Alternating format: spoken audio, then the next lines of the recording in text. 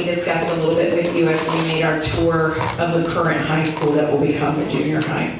Then we're going to do an activity so everybody can break out, and we'll move the tables closer and have some groups for you to give some specific information back to us and cover some questions. I do want to say, I think sometimes as we plan for this, a lot of our thoughts are on certainly the growth, and we think about it with numbers. I know at the last meeting when we shared, over 1,400 junior high kids, people went, what? And we think about the tax dollars, and that's very important. As taxpayers, we want to make sure that we're being fiscally responsible, and we're understanding how that's going to impact us as a community. But also, when we think about this growth, we need to be reminded of what these decisions do for our kids. And I was just talking about today, we were able to open the playground at the elementary. We've been using the turf portion, and they have loved that, but they were anxious for their playground and told me all about it, and I can't wait till we have the playground back, miss. And when's the playground gonna come back? And so we were able to open it today. I got to see absolute pure joy. Just screaming. For those of us who are of my generation, you'll remember going to McDonald's and the big spring with the hamburger on top and going like this. Well, we have kind of a sled-looking thing with two sides with the springs. That was a huge hit. Just mouths of children going like this and screaming. We also had, we have a merry-go-round, and its intended use is that you sit down and your back is to the center and it goes around, and there's maybe enough seats for like, I don't know, 6 kids. That is not how they were using it today. Again, it was Mount Elementary School, Mount Pamper out there, about 800 kids trying to pile onto this thing in all directions, spinning, with lots of screams. Love the reaction to the rubberized turf. For those of you who've had students in the district for a long time, you know that it was the pea gravel. I'm sure that came home in pockets. But we have transitioned to the rubberized turf, which allows for more ADA accessibility. And so we're coming off the slides and then just bouncing. A bunch of Tiggers. They were very excited with that bouncy surface. So the swings were a hit, just really exciting. And if you'd like to share what the problem was at the end of recess. So they haven't had recess on a playground since we started school. So we had to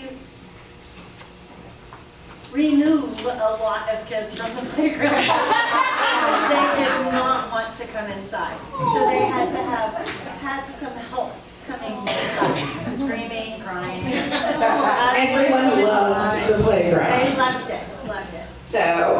So sorry for our teachers that had to work through that. But those are the things that I think sometimes we have to remember as we're making these decisions. They're very big adult financial decisions, but they are rooted in what's best for kids. And when kids have the spaces that they need to properly enjoy a recess time and exercise their bodies and their minds and their imagination, when students have a proper space to eat and eat in a relaxed setting, not a rush setting because the space is crammed and I gotta hurry up and get in line because I might not have time to eat. When we have the opportunity for them to have collaborative spaces and truly those learning environments where they get to experience a memorable learning experience, not one that seems crowded or stressful, we see the benefits of that. And today, certainly that was a lot of happy kids, a lot of tired teachers, I'm sure. But really, it is what I hope everyone grounds the decision making as we talk about our recommendations in. And that is that every number we talk about is a child, is a student, is a person who is going to interact with our facilities, with our district, and what does that say about who we are, what our mission is, and how we're preparing for the future. Because there are parents and children who are not in our district yet that are counting on us to make a decision now that creates the environment they're looking for when they come to live here and trust Navarra ISD with their children. So, I'm going to turn it over to our friends from O'Connell Robinson, who are going to go over our theme activity that you guys did at the end. Come on over.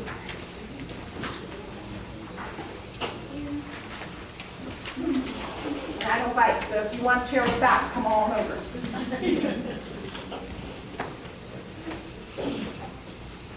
Good afternoon, everyone. Thank you for having us again as part of this process that we're going through with all of you. If you all remember, in our previous meeting, we had an opportunity to do an exercise at the end of our tour where we asked you 3 simple questions. We asked, write something that's working well, that you want to preserve. That was our plus. We talked about our deltas, which is any opportunities for improvement. And then, what's your start? What's your highest hope for this process? And really, what you have here in front of you is a summary of some of the things that we learned. We needed to be able to synthesize it in a way that we can then incorporate and go back as we're going through this process. So rather than trying to go through every detail, we created themes to be able to sort through them.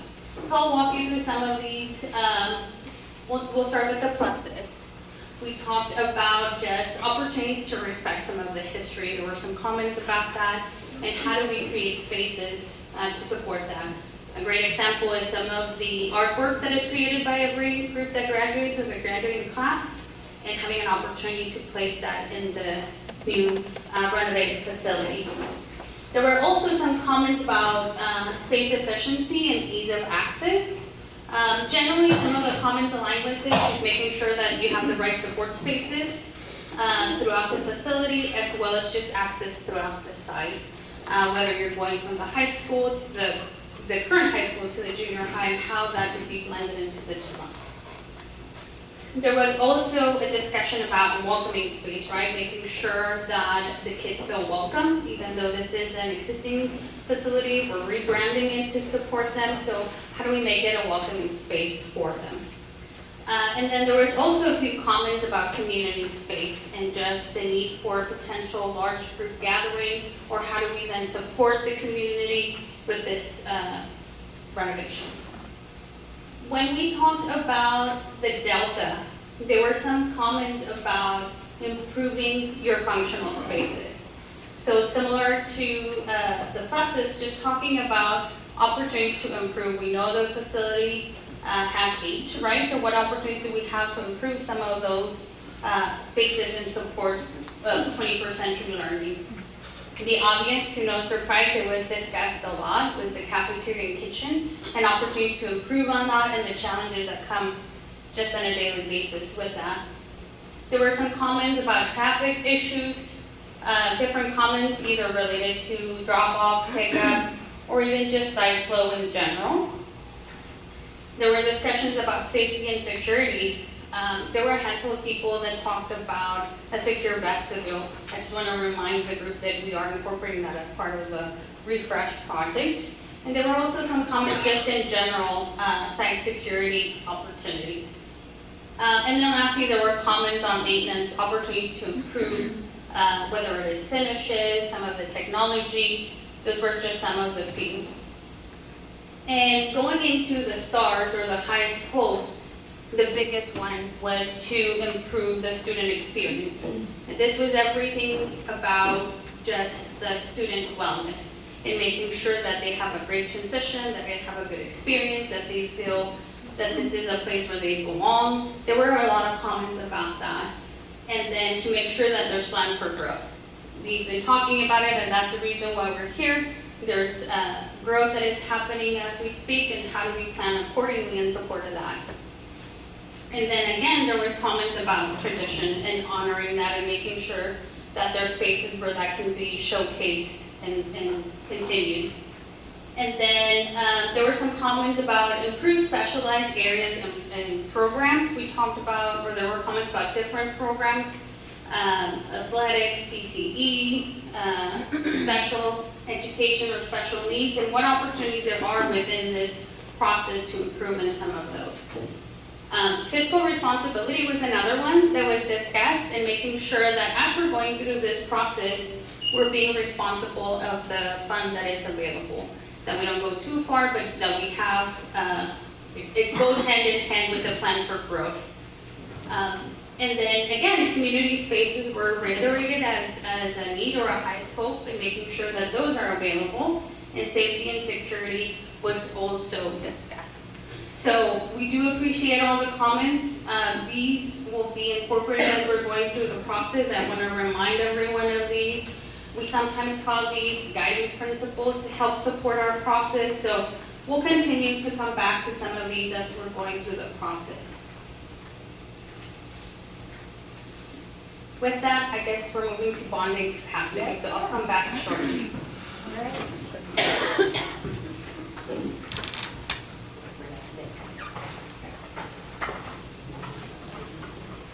All right. Thank you.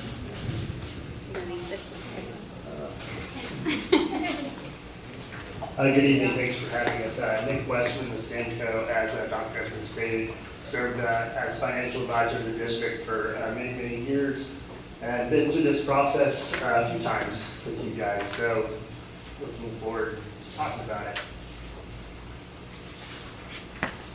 The district being kind of at its max INS tax rate, as you all know, with the growth, trying to keep up with facility needs and new construction projects, we're kind of stuck with two main variables that drive the district's capacity, that being growth in the value, so new homes, new commercial properties coming in, all of those things, and interest rates on those future bond issuances are both kind of the two variables that we're dealing with that drive the district's capacity. The yellow box up there shows kind of the lower growth scenario that we've looked at, looking at 10% growth in 2026-27 and 9% in 27-28. Because the capacity is kind of tight, we're looking at doing, after a successful election, probably a phased multi-sale scenario to try to get the most out of the pennies. So as you can see in that yellow scenario, we have $35 million left from the 24 bond election to issue in 10, 25, 26, and then 15 and 15, and 27, 28, giving us a capacity of about $40 million. If we ratchet up that taxable valuation growth to 10% to 10%, that extra 1% of growth in 2027, 2028 brings capacity up to $65 million.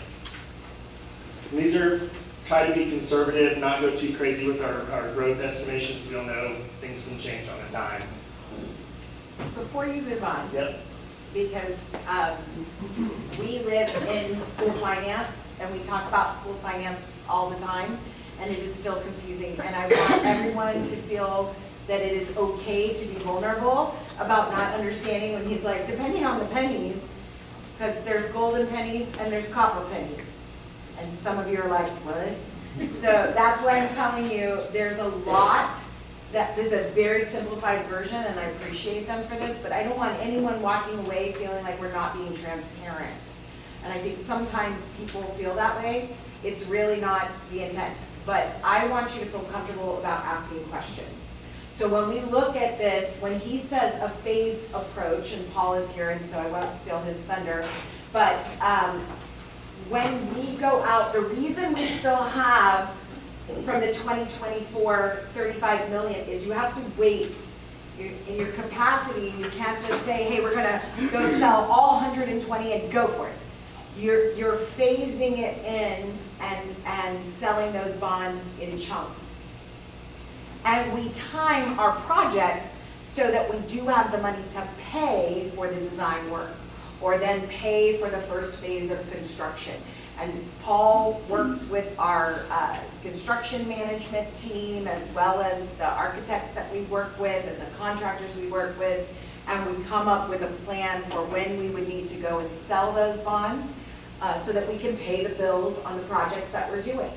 But we also have to pay attention to what happens in the legislature. Paul can talk a little bit about why we had to go out very kind of quickly and sell some bonds, because if we didn't meet a particular window with the legislature changing the rules, we lost a hold harmless, which would have meant that we got less bang for our buck.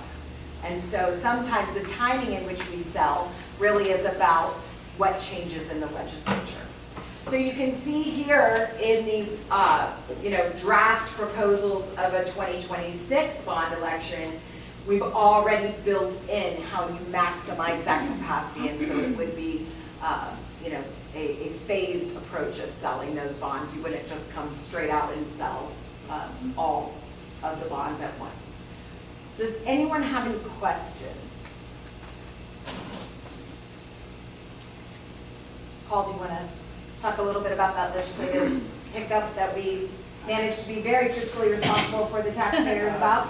The legislature passed, as you know, they did another $40,000 additional on your homestead exemption, which you're going to get the vote on, and if anybody thinks that's not going to pass, so we're going to vote on it, it's going to get approved. So we had to, but in order to, what the legislature said is, if they're taking away that capacity for us to pay back that debt, they're going to hold us harmless for the amount that they are costing us with that additional homestead exemption. So if on a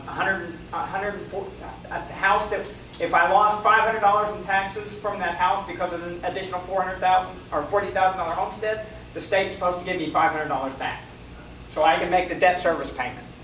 It's also supposed to happen on the maintenance and operations side as well, but they kind of hedge their bets always on that side, so it's not always one for one. But on the debt service side, they really have to be careful and be as close to 1-to-1 as possible. So, but in order to get that hold harmless, we had to sell, the bonds had to have been sold and a payment made before the September 1st. So we, along with, I think, half the school districts in the state, Yes. were trying to issue bonds in a 2-month window. I think there was like several hundred million the week we did it, and then several hundred million before that. And I think July saw something around 15 to 20 billion in Texas school district paper hit the market in that 6-week period. which affected interest rates to some extent, because with everybody hitting the market, then you got a flood. So we try to look at where the market is and kind of do a little timing, and we can time things very well. A lot of times we issue debt like in February, and it works out very well. This was a rush job on everybody, so we maxed it out, came up with what we could pay off with 50 cents, because that 50-cent cap is where we're stuck. I did learn that I can actually raise the tax rate on debt service over 50 cents, but the minute I do, I can't issue any more bonds.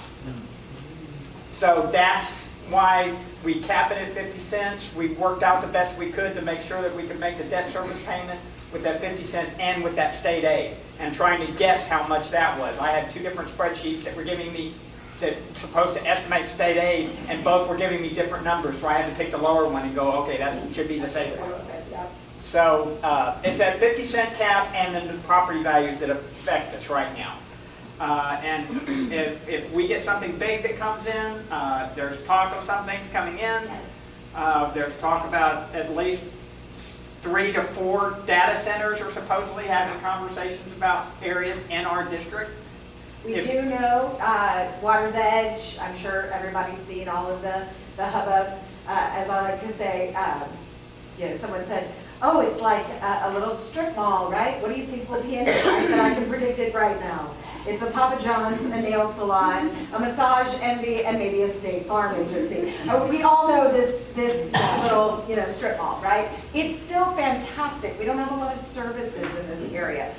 So that is also revenue that's not home. So we're excited about that. But we need bigger things. And those data centers are, one is proposed over off of the substation at Link. There's one in the northern section, the Kutcher property, that's 500 acres. And then there's one off 758 in Huber. that is potentially in the works, and then there's another one that's closer to the Hayes border. But yes, those types of projects could completely shift overtime capacity. We definitely hope by the next 2-year cycle that we would have some revenue from those.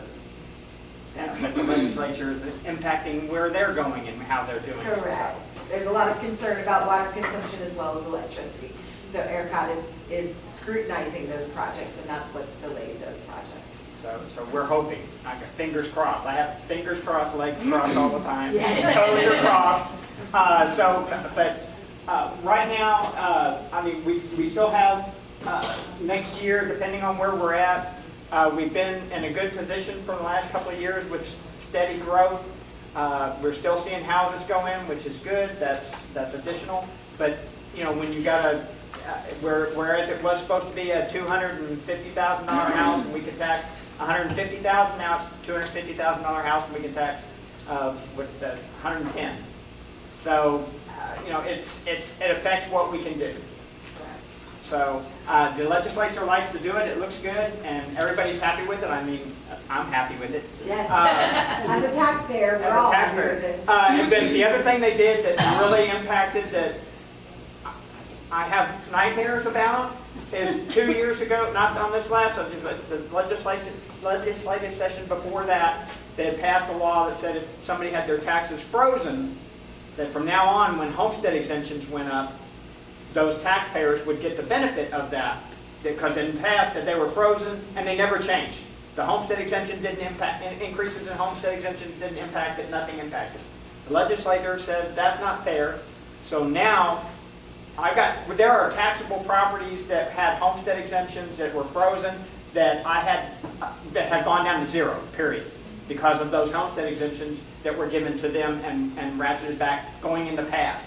It's been a nightmare trying to figure out, and we're supposed to, again, have a hold harmless, but there's been lots of problems with working out how that information gets to the comptroller and how it gets to TVA and how it gets to help us in funding. Just to give you an example, I started in December complaining about something, and in August it finally got fixed. Actually, it's still not fixed. I'm waiting for TEA to fix it, but only in August did it finally get fixed. And I've been worrying about it for 8 months and sweating over it for 8 months. So He is very, very responsible with our taxpayer levy, and he does sweat it out, and I love that about him because we do very much care, and we are very conscious about the funds that are coming in and making sure that we stay a district that is solvent and that we are respecting that responsibility with our taxpayers. Nick, if you want to go on, and then we'll see if you have Thank questions. you, Paul. Thank you, Paul. what? I have a question. Sure. Okay, so the data centers and all of that, and I'm sure this is probably a loaded question, but with the Central Texas Technology Center coming in, the school at Cordova, If it comes in. when? Yeah, okay, so here's what you gotta know. Okay. They did acquire the land to build it. When it goes to vote, if it is not passed in the vote, they will not have the funds to construct it. So they're very, very positive about it because they want people to vote for it, and it is a great opportunity. But please know, if it is voted down in the election, it will not be built. Got it. Okay. Yeah. Even if it's built, it's not a taxable entity. And I was wondering about that too, It with is- it being in an education or school. It is not. It is a tax exempt lands at that point. But I like where it's going because I agree with you. If and when, and I hope it is when, it is built, the opportunities there mean there's more opportunity for housing for students to come in, and that is oftentimes apartments, which pluses and minuses, right? But you need amenities to support those students. And so that is opportunity for us to see revenue beyond family housing. I'm hoping the HEB gets built right next to it. Everybody's hoping that. I saw it on Facebook. The checker told me about it. That's it. I have a question about the $35 million, is, how much of that do you project will be remaining that we finish out the bond program? Well, the 35 million is what's it for the 2024 bond issue. So it should be spent. We have that pretty much budgeted. There might be some interest income off of there, but actually that's going down fairly swiftly. I'm spending it almost as fast as I'm spending money on the high school construction at this point. Any other questions? Okay, so they pretty much covered really the bulk of this here, and they're correct in saying that as long as it's kind of rooftops is mostly where your growth is coming for, that presents a challenge in itself. Yes, you get the value, but you're also getting more kids, which means more facilities and all of that. So until you have commercial properties, data centers, things like that come on board that come with large value and don't add kids, you're going to continue to kind of feel this pressure that you're currently feeling. This is just kind of a historical look back of the district's taxable assessed value. You can see that average 5-year, 10-year, and 20 years. 2025 highlighted there shows only a 4.18% that is attributable to that $140,000 homestead exemption that we expect to come online. And so you can see that took a hit. But we expect, as you all do, that the growth will keep coming, and we're going to manage it as best as we can. That's Any all. other questions? The money is a big part of this, and we know that. And when we know that in the community, when the questions come about bond, that's a huge part. And we want you to be well educated so that there are no myths about the bond, or there's no perception of not being transparent. We want to answer the questions. We are happy to do a School Finance 101 for anyone that is like, well, I want to know about these golden pennies and copper pennies. I want to be able to speak to that. But we know some of you feel like, okay, I see it, I understand it. I understand that we're taking a hit with the changes to the property values and the homestead exemption. Again, always great as a taxpayer. It's like a halfer for me. I go, yeah, because I run a school district and we need those funds. So that's a struggle. But we want you to feel confident about what bonds are, how we come about a capacity for a bond, and then that does shape what we ask for. Because as we've talked about, and Nick and Paul, if y'all want to talk a little bit about the idea of you can ask for more and you can phase it in, but is it something that a community feels comfortable with? And I'm not sure ours would. So if y'all want to talk just about that option of. You can, there's been bond issues, I think Comal did a big one where they went to the voters for $500 million or something like that was supposed to take them for like 5, 6, 7 years of construction projects, which is not a bad thing. You can then issue the bonds as you need them. You issue the bonds as you need them, so it doesn't impact the tax rate that bad as you're moving forward, because you're only doing it as you need. The problem you run into when you do something that far in advance, as you can see, you run into the potential problem we ran into with the new high school, which is inflation. And nobody expected that kind of inflation, which really impacted us in our plans. And that would have, if we had had a long-term issue, we'd have been having to go back to the voters and try to explain things. So it's a good thing. It can be a good thing if you have a really good plan, but inflation or tariffs in this case can impact what those costs are and come out of nowhere. Depending on who's president at that given moment, if you did something that you've got an 8-year plan, you're going to have 2 different presidents potentially, and they're potentially 3. You could have in there, and you're no telling who's going to do what. Yeah, and no telling who's going to do what, and what their ideas are going to be. So that's the pitfall of that.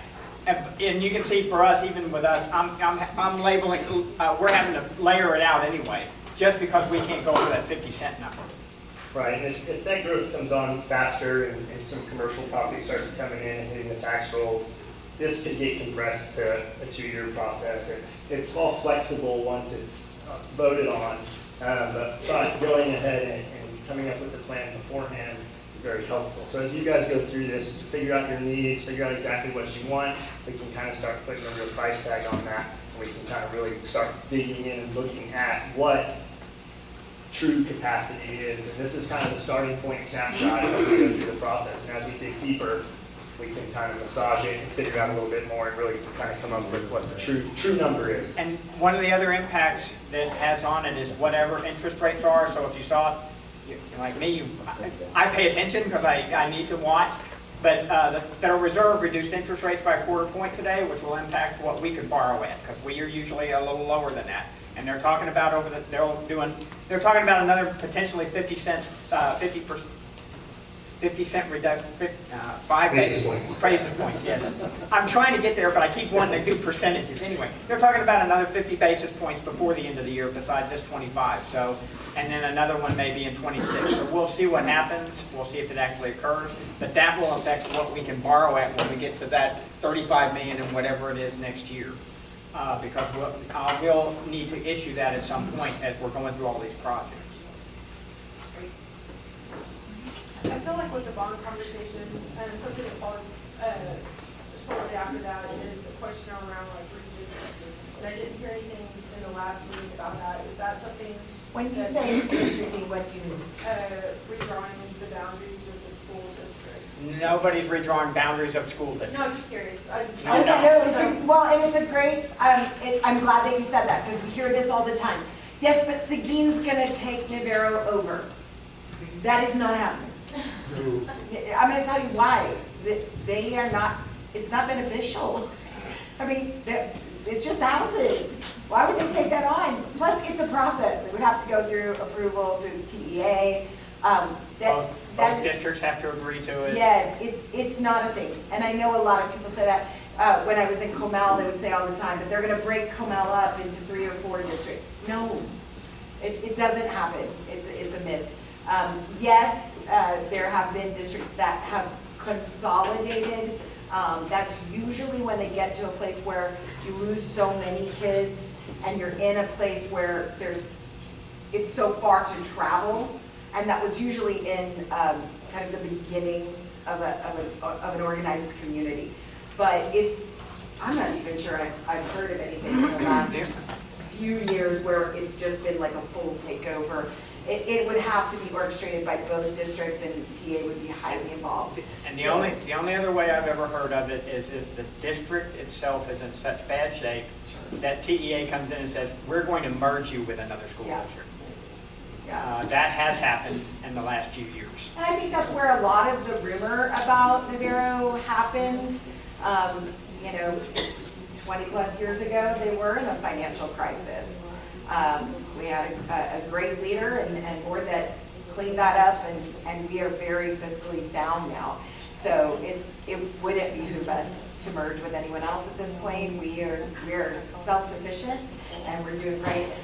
So I do think that that's an awesome point, though. I do hear that a lot, and so thank you for that. So yes, when you hear that in the community, yeah, but we don't want to make this investment because ultimately Ski's going to take us over, or San Marcos is going to take us over, or New Braunfels will come out. No, we are a sovereign, independent school district, and we are responsible for our own growth. So that's where we start kind of playing, though, with the boundary and how much in the north will get developed with housing versus potentially businesses. And right now, as I've said before, the city of Seguin has in their plans this whole district area zoned as a bedroom community for their manufacturing city. They want to be the manufacturing hub of Texas, and they are doing, everything they can to recruit manufacturing industry, and they are saying, and you can live over there in Navarro. It's got a wonderful school district, and they're building homes, and that's where you're gonna live. And yes, they're 100% right, it's a fantastic district, but we have got to get some relief for our taxpayers by having some industry to balance that revenue. So it's not just families who have the burden of the growth of these buildings. Okay. Great question. Let me just clarify one thing, because we're talking all debt service here and everything. And when she's talked about golden pennies and copper pennies relate to maintenance and operations tax rate. That's where those live. That has nothing to do with our debt service rate. The only way I can raise taxes or do anything on debt service is to pay debt service. And that depends on what the values are and what that debt service is. So the voters control what that debt service tax rate is going to be. And right now at 50 cents, I'm kind of controlling it because I can only issue what I can afford to issue because we've hit that cap. And so I can't do anything. I can't do anything additional unless the voters approve it. But the golden and copper pennies relate to the maintenance and operations. And it brings the same point up about what bonds can pay for, because a lot of times people say, okay, you've talked about building the expansion to the junior high, you've talked about roofs, you've talked about HVAC, we've talked about buses, we've talked about technology, where are the teacher raises? We can't do raises through a bond. So that's maintenance and operation money only. And we can talk about those buckets in a future meeting, but we want to be clear with you guys and make sure that you have the vocabulary when people in the community are asking you questions. We know you go to these meetings, what do they say? And we want you to be able to answer those questions. All right. Thank you so much, Nick. And I'm not leading into more questions. Yes. If you're that kid that likes to talk to the teacher after class, Nick will be here. Thanks, Nick. Thank you, Paul.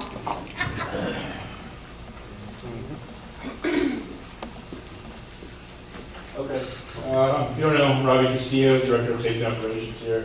I'm going to go over a little bit of the long-range master plan. These are a couple items that we've identified as long priority projects. Before I get into the priority projects, I want to let you know how we kind of come up with these ideas or the plan. The district has a preventive maintenance plan. Within that plan, we have a replacement cycle plan, which is our HVAC systems, our roofing systems, all of our assets are on there. And so that plan goes out 10, 20, 30 years out. So when we come up with these things of like, hey, well, we need this done, that done in a couple of years, we have that planned out already. So within that plan, we've identified that we need to get this in our facilities plan. For this 2026 bond priority project, we have our early childhood sensor roofing system, roofing and RTU system, I'm sorry. The roofing system is 1999, it's the late 90s, I'm sorry. And some of the RTUs there are from that time, and they are about 20 plus RTU systems on that system. What is an RTU system? I'm sorry, rooftop unit, HVAC. HVAC, good question, I'm sorry. The second item that we have on there is the annex building. We have the roofing system that is from 1990. It's projected to be 30-year roofing system that's going to get replaced, along with 13 to 15 wall pack units. There's RTUs on there, but the annex does not have RTUs, they have wall pack systems on there. Additionally, we have the junior high school 20 classroom addition, cafeteria addition, and expansion, and the event center renovations. Now, even though it's in the junior high school, keep in mind that's where we're physically at right now. So when we're over here to the high school currently, that's what we're kind of talking about, is our current high school, soon to be junior high school. And the last item on there is open operations and maintenance. Any roadways or road work we need to get done in the back, or some electrical plumbing issues, something major we may need that we have not planned for or that popped up, we can use those funds to help with some of those projects. Any questions? No?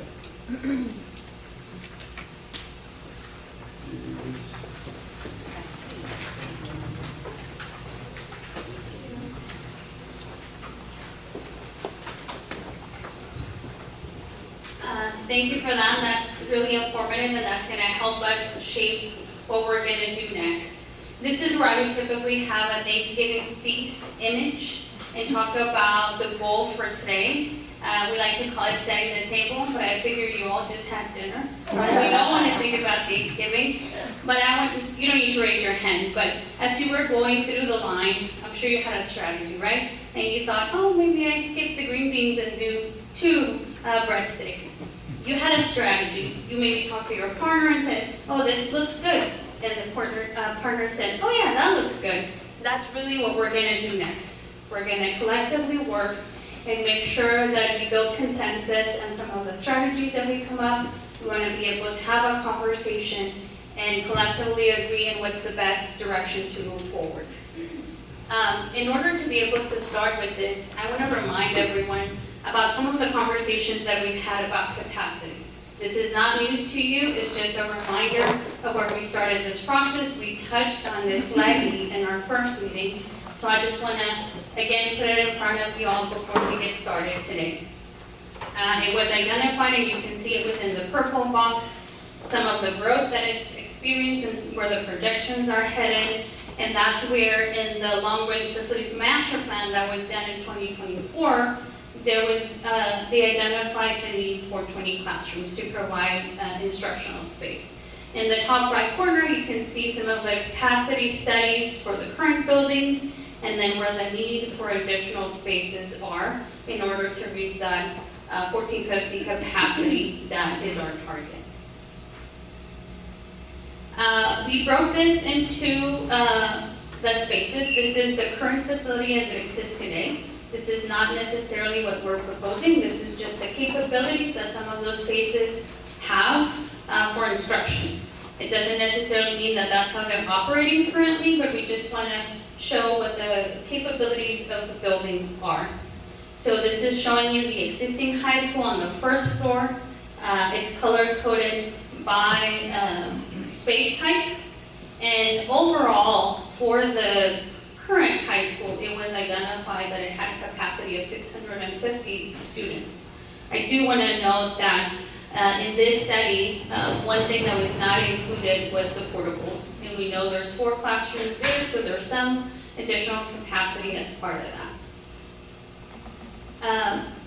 This is showing also the second floor. Again, you can see highlight for 14 classroom spaces and 4 science labs for the current high school.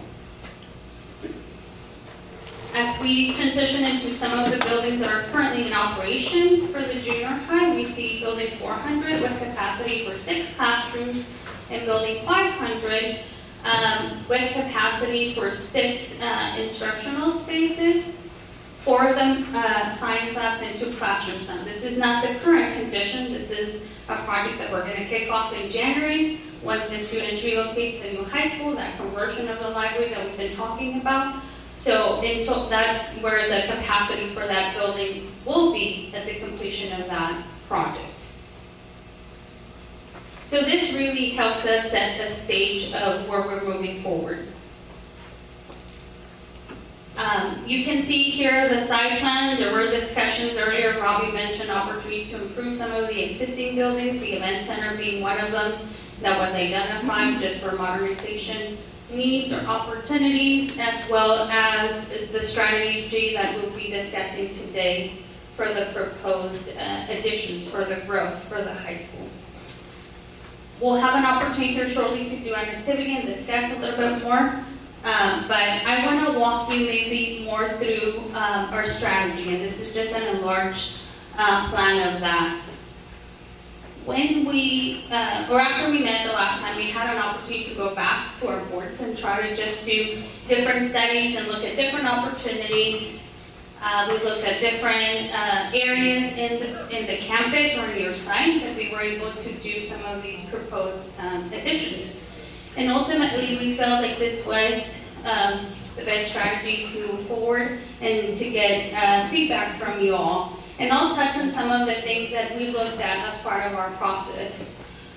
So the first thing to point on this particular slide is when we talked about the cafeteria, maybe the obvious solution would be we'll just expand in place, right? But that would have some additional temporary accommodations costs as you're trying to take the cafeteria out of commission while you're trying to build it.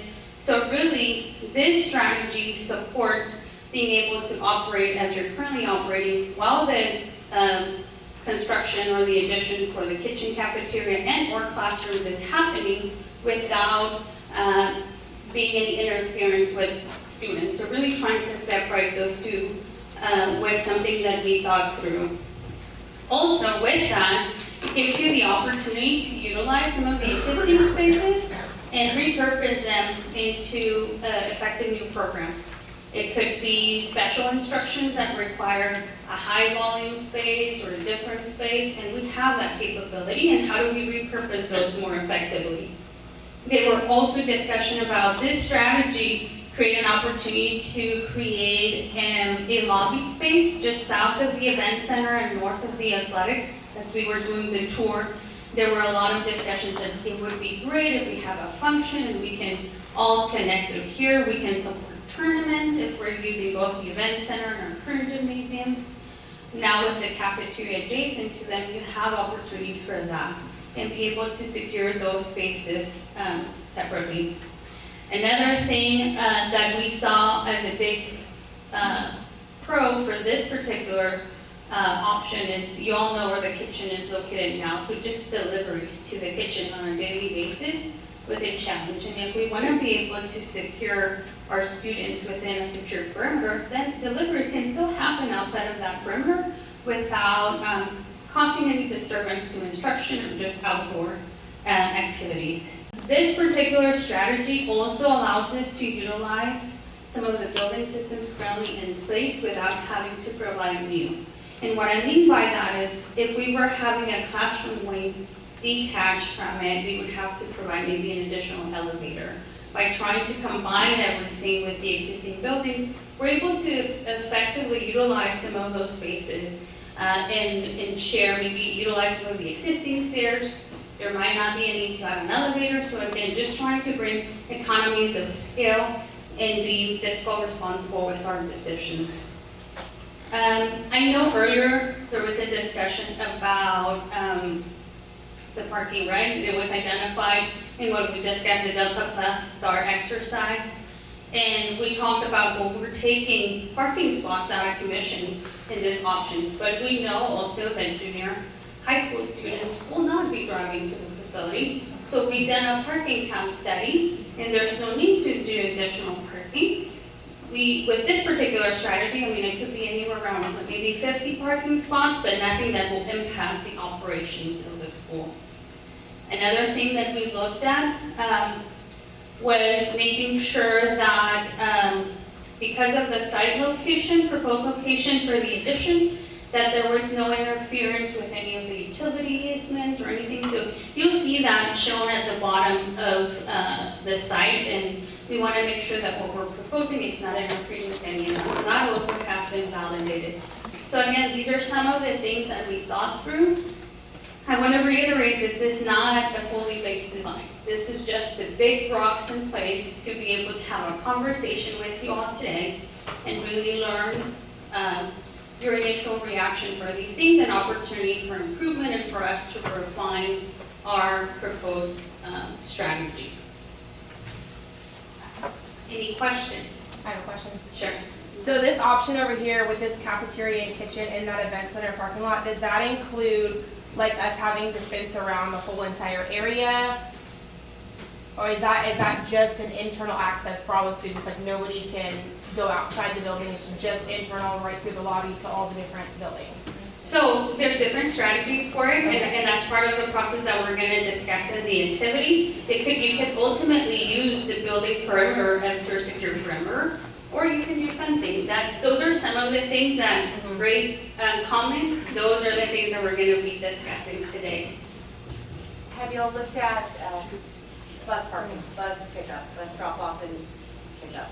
Yes. With this new design? Yes, we talked about, or we were made aware of how it currently operates, and also trying to project with the growth. There obviously will be more buses as part of it, but definitely today is where we wanted to hear more from you all and what's working and what's not. And we did. Yes, we did. I watch all the time. So maybe let's transition. Go ahead. You said you've done a parking analysis study for the displacement of those parking spaces. Clearly, middle schoolers don't have a daily need for parking because they're not driving themselves to and from school. But if that event center and gym space, if the ultimate goal is also to utilize it for tournaments, what would be the parking capacity? Are we talking about using the parking lots in front of the annex? Yeah. I love it when they ask the questions I said they were going to ask. I love it. That's so brilliant. And yes, and that is why we went back and looked at what we added with the expansion of the intermediate and the elementary parking lots, which now give you greater access. Because yes, although the junior high kids don't thrive, if we are increasing event opportunities, whether it's tournaments, whether it's more plays at the junior high that are being performed, whether it's we're hosting something at the event center, well, we're also hosting something in the cafeteria, we have to have guest parking. And we did add additional parking with this last parking project, which was upwards of 200 plus parking spaces. We also are talking, I'm not gonna put the cart before the horse, but in talking about your transportation, we've talked about options with this front access piece. And we've also talked about when we're able to transition everyone over here, and we're gonna talk about this at the next meeting, so I don't wanna go too in the weeds, but we will repurpose the junior high and be able to move off. There are a series of portables spread across the entire area where we have academic service personnel. And so we'll be moving them here, as well as DAEP. And then we are able to let go of some of the old portable systems at the end. And we've talked about transitioning that space to parking that would move our current central office capacity to the back and the back area. And then that would open up more parking and transportation opportunities in this front area.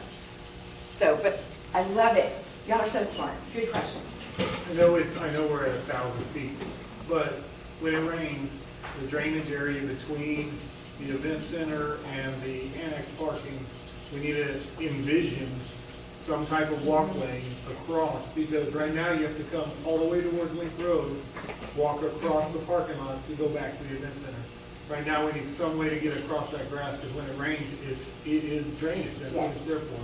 So we will need some type of, just like we talked about the bridge for the tennis courts to get to the concession stand, we would need something there as well. If we're gonna use that as full-time parking for events, we're gonna need to get across. Yes. Just something to put on the list. It is, and thank you for pointing that out, that it is drainage, because every time we sit to plan for growth, everyone goes, let's put something in that big green box right there, and you can't, it's drainage. Is that still gonna be essentially some parking in that event center, or is that gonna have to be Yes. area for kitchen to have deliveries and things like that? I would all remain parking there.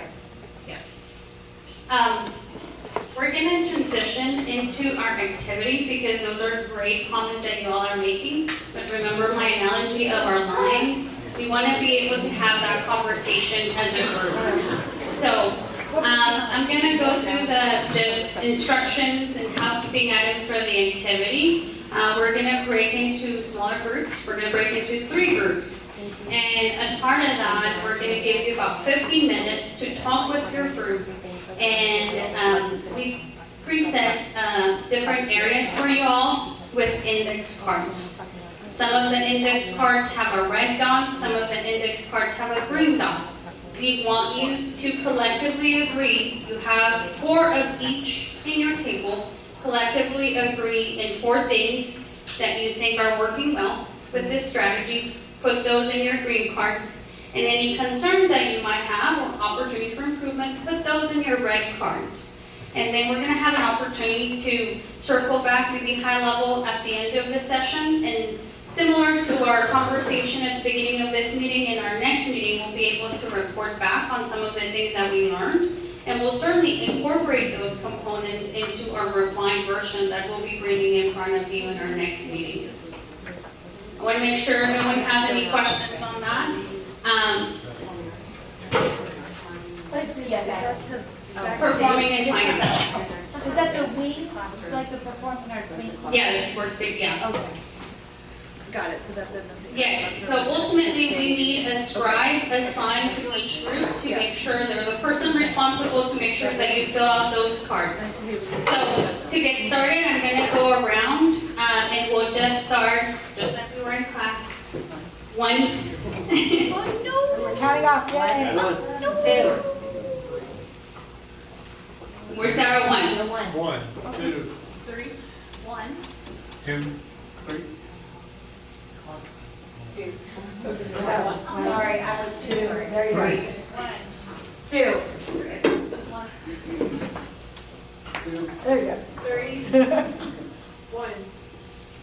2. 3. 1. 2. 3. Do we have anyone in the back? No.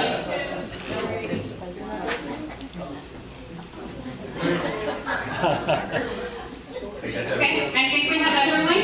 So we're going to ask all the ones to come to the front. You have larger prints of what you have in your printout. It's the same, so you can either look at it from your printout or look at it here.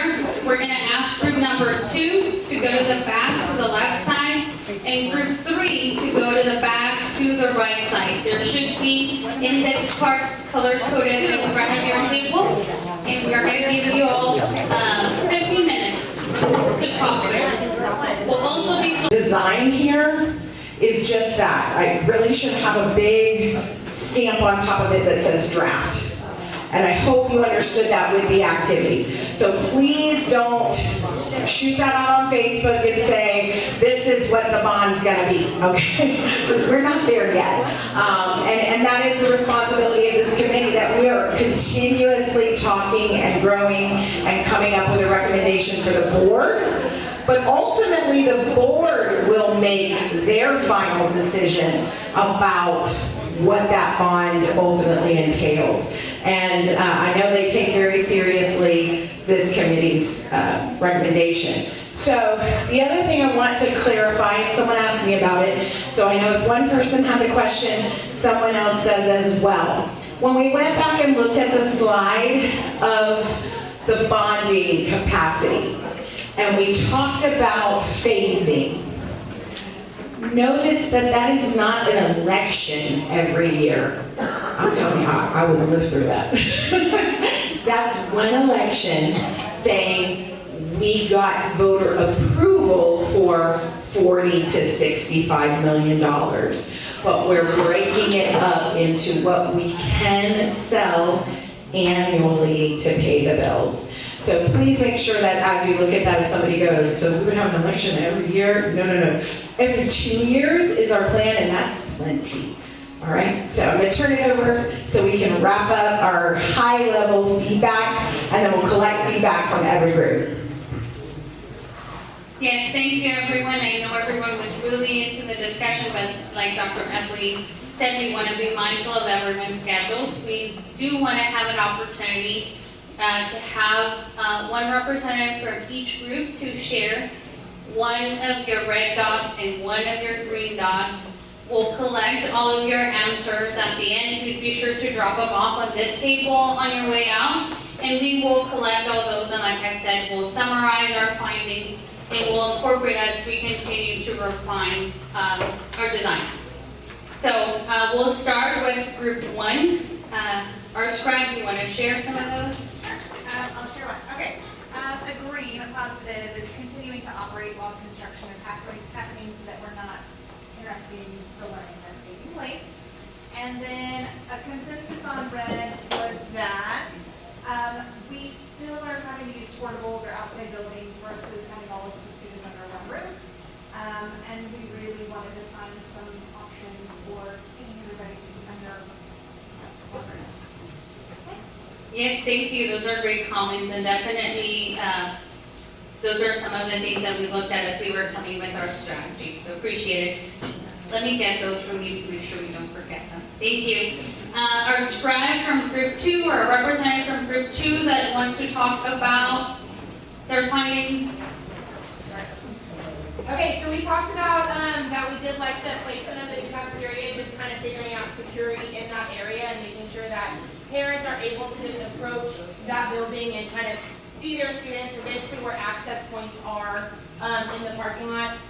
We also discussed keeping buses off of Link because we already have a lot of traffic on Link, as we know, especially when we still have the elementary here and the other one not open yet. that we kind of want to void that traffic somewhere else. Where that's going to be at, we kind of talked about it being kind of a cluster right here in the front, especially with now all of our junior high teachers that are going to be parking there. So we did discuss kind of maybe possibly still keeping it in the back, so it keeps it off of that corner in that road.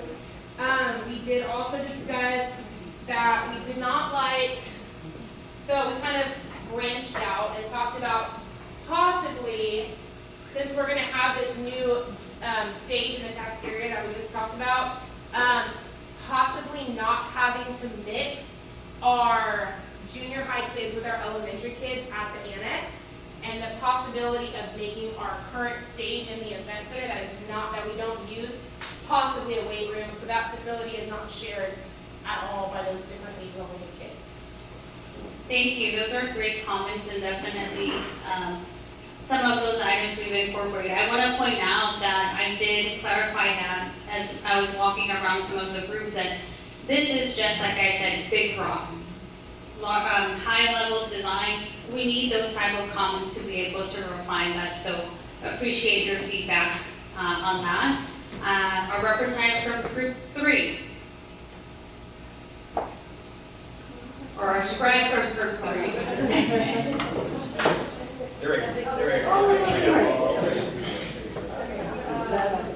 So our green, we like the idea of the covered courtyard area between the cafeteria and the gym, but we also talked about that being a connection from that classroom addition to the cafeteria, so that there is maybe like a stairwell or possibly an elevator to kind of connect those things together, because then you'll have to go all the way around that existing high school gym in order to get to the cafeteria. So maybe figuring out some entrances and exits there.